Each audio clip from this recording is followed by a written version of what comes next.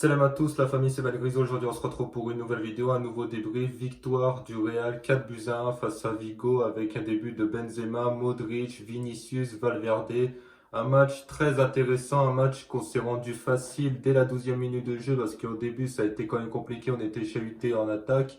Le Celta Vigo commençait à jouer de plus en plus jusqu'à ce penalty provoqué par Alaba au départ. Le corner, au départ, c'est Tchouaméni de la tête qui remet direct à Alaba. Alaba, sans faire exprès, mais Alaba reprend le ballon du pied gauche ou du pied droit, je sais plus. Et après, il y a une main, main décollée du corps. C'est penalty. Ça partait en lucarne, je pense. Ça partait en lucarne. Du coup, penalty logique transformé par Benzema. Et on s'est rendu le match facile dès la 12e minute de jeu parce que le début de match était compliqué. En vrai, le début de match du Real Madrid était assez moyen comme les joueurs du Real, je parlerai de Tchouaméni. Tchouaméni en vrai, parce que lui, on va parler de Casemiro qui est parti. Parce que l'absence de Casemiro va être très très très compliquée au Real. Mais là, Tchouaméni, il aura une lourde tâche de remplacer Casemiro. Après, le truc, c'est qu'au Real, tu as Alaba qui peut lui aussi jouer milieu défensif. Donc, est-ce que Alaba va finir par jouer défensif, milieu défensif? Ça, je pense que finalement, ça va être Tchouaméni quand même qui va rester milieu défensif. Mais quand même, avec cette lourde tâche, quand même, le début de match de Camavinga et de Tchouaméni était assez moyen. Au final, plus la première mi-temps avançait, et plus je trouvais Tchouaméni et Camavinga intéressants, surtout Tchouaméni. Et on voit en deuxième mi-temps, c'est lui qui récupère la balle sur le quatrième but du Real Madrid, qui fait une percée, qui la redonne à Modric. Modric c'était une superbe action jouée par le Real. Soit ça part de Vinicius, après Modric, et après ça revient sur Benzema qui a glissé, qui s'est relevé rapidement, et derrière Valverde qui finit en finesse. Donc ça, c'était intéressant. Malgré qu'on s'est rendu le match facile au début de match avec ce penalty, on a quand même concédé ce penalty avec Militao qui, là aussi, penalty indiscutable, une main. Militao, il aurait dû... En vrai, il est élancé, il met la main vers le haut et il peut rien faire, c'est penalty. En vrai, donc c'est logique. Penalty pour Celta Vigo. Derrière, on arrive à prendre l'avantage avec Modric. Modric, encore une fois. Le talent, lui, vraiment, sincèrement, on parle de Casemiro. Ça va être très très dur sans Casemiro, mais sans Modric au milieu de terrain, ça va être quelque chose parce que lui, c'est le seul qui est capable de te sortir des frappes de loin, comme ça, des bijoux. Regardez ce qu'il a fait à Tapia, là. Tapia, oh Tapia, ce qu'il a pris. Tapia, il était au tapis. Non, mais c'est le cas de le dire. Tapia, là, il était au tapis. Tellement ce qu'il s'est pris par Modric.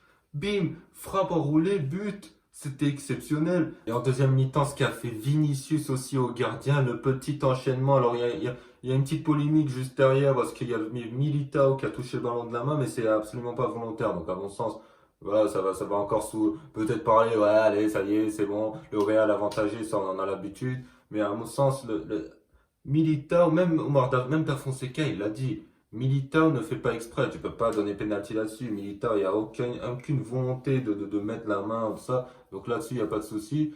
Hop, ça a été récupéré par Tchouaméni, là aussi. Tchouaméni, Alaba qui a tenté de dégager. Tchouaméni, après Modric qui lance Vinicius, et Vinicius qui, lui, alors aussi le gardien, ce qu'il a pris face à Vinicius, le crochet, c'est le Vinicius de la saison dernière. On n'a pas perdu le Vinicius de la saison dernière. Je me suis dit, avec la saison exceptionnelle qu'a fait Vinicius, peut-être j'avais un peu peur du fait que Vinicius pouvait peut-être baisser le niveau par rapport. Non, non, il est constant, il est au même niveau. Là, je le trouve pareil. Je ne trouve pas qu'il a progressé par rapport à la saison dernière, mais il est toujours pareil. Il est constant. C'est le même Vinicius que la saison dernière. Donc ça, rien à dire sur la performance de Vinicius sur le côté. Il était toujours avec ses dribbles. Voilà, c'est le Vinicius qu'on connaît. Après, Valverde sur le côté, Valverde, à un moment donné, il a failli nous coûter un but. Il a failli nous coûter un but en deuxième mi-temps où le Celta Vigo aurait pu égaliser. Il tente de percer dans l'axe, là où il y a beaucoup de joueurs du Celta Vigo. C'est très dangereux. Il finit par perdre la balle. Et derrière, bon, j'y mets même si Courtois il était sur la trajectoire, vous voyez, Courtois il aurait arrêté si la balle elle aurait été cadrée, mais c'est très dangereux. Jamais, mais jamais faut faire comme ça. C'est, c'est à peu près comme si tu faisais une relance dans l'axe. Tu peux pas faire une percée comme ça dans l'axe lorsqu'il y a du monde du monde plein de joueurs du Celta Vigo, tu sais que si tu perds la balle, c'est très dangereux. En plus, là, dans un endroit où il y a très peu d'espace, parce qu'il y avait beaucoup de monde au centre, il fallait aller sous les côtés, là où il y avait plus d'espace. Percer, c'est là où il est le plus fort, Valverde. Sinon, le match de Tchouaméni, parlant de l'absence de Casemiro, franchement, ça va être compliqué. Et vraiment, j'attends de voir la saison de Tchouaméni, ça va être prima. Il arrive à peine il arrive, bim, titulaire, et il va remplacer Casemiro. Ça va être compliqué pour lui, mais ce match, il n'a pas été excellent, mais il a été bon. Voilà, il a été bon, Tchouaméni. Plus le match avançait, plus il était mieux qu'au début, parce qu'au début, c'était quand même compliqué. Hop, le match avancé, la première mi-temps avancée. Hop, deuxième mi-temps, c'est lui qui fait la percée sur le quatrième but madrilène. Le Real qui aurait pu mettre même un cinquième avec le penalty d'Eden Hazard qui rentre en jeu. Eden Hazard, je le sens. J'ai l'impression qu'il se sentait pas important pour l'équipe. C'est compliqué parce qu'il rate le penalty pourtant offert par Karim Benzema. Il rate le penalty et là pour la confiance c'est compliqué. Eden Hazard là aussi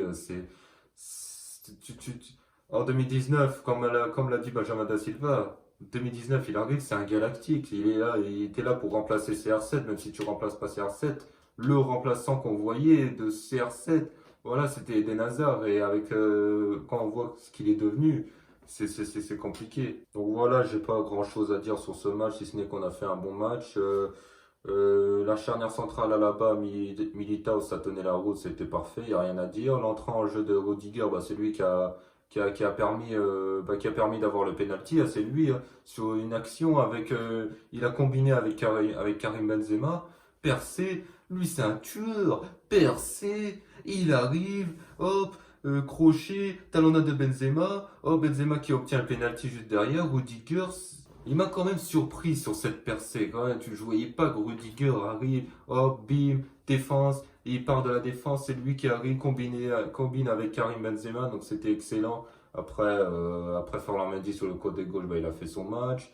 L'absence de Kroos, elle s'est pas fait ressentir. En vrai, Kamavinga, il a fait un bon match là aussi. C'était un peu moyen par rapport à Tchouaméni, mais Kamavinga, je le trouvais pas mal au milieu de terrain. Même si là aussi, il a failli nous coûter un but sur début de seconde période où tu as Courtois qui tente de relancer court. Là aussi, c'est dangereux.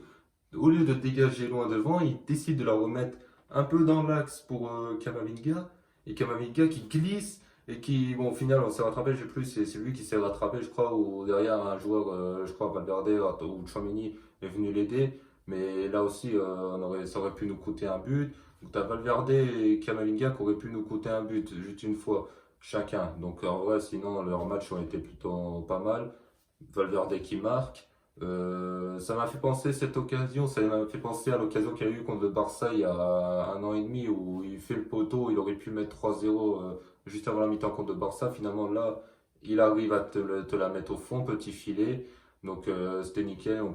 Mais sinon pour faire une parenthèse, Casemiro, l'absence ça va être dur pour Tchouaméni. Après ça va être compliqué ça va être intéressant de voir ce que va donner Tchouaméni tout au long de la saison, parce que là, il est au Real, la pression qu'il aura, ça va être compliqué. Casemiro qui part d'un seul coup. Alors, je comprends pas pourquoi il part pour aller à Manchester United. Alors là, c'est pour être devant Maguire. Franchement, avec tout le respect, hein, avec tout le respect, vraiment, franchement, milieu défensif devant Maguire. En plus, c'est ton capitaine. Non, mais c'est bon. Ah, mais c'est bon. J'aime bien, mais après, il a voulu un autre défi. Voilà, ce qui est étonnant au Real, c'est ça au Real en fait. Le joueur, si le joueur il veut partir, oh, pour 2 jours, c'est quasi. J'ai l'impression que c'est le seul club, le Real, c'est le seul club qui, hop, un joueur veut partir, en 2 jours, ça y est, il part. Non, mais il y a 3 jours, j'entendais Casemiro, j'ai appris il y a 3 4 jours que Casemiro, il y avait des rumeurs sur le fait qu'il puisse partir à Manchester.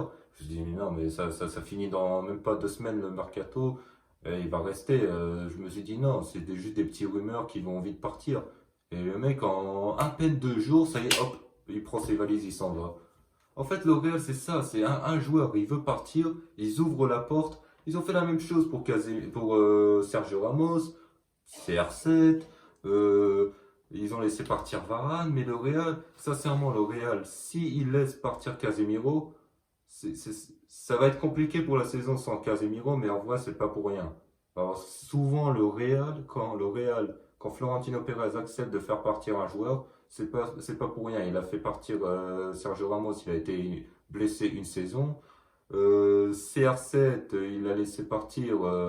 En vrai, on s'est bien reconstruit sans lui.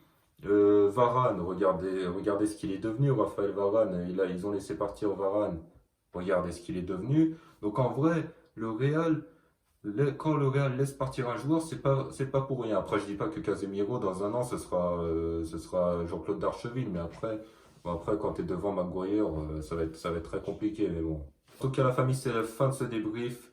J'espère que vous avez apprécié ce débrief. Si vous avez apprécié ce débrief, bien évidemment, on like, on commente, on partage, on s'abonne. Et sur ce, moi, je vous dis à plus tard pour un prochain débrief.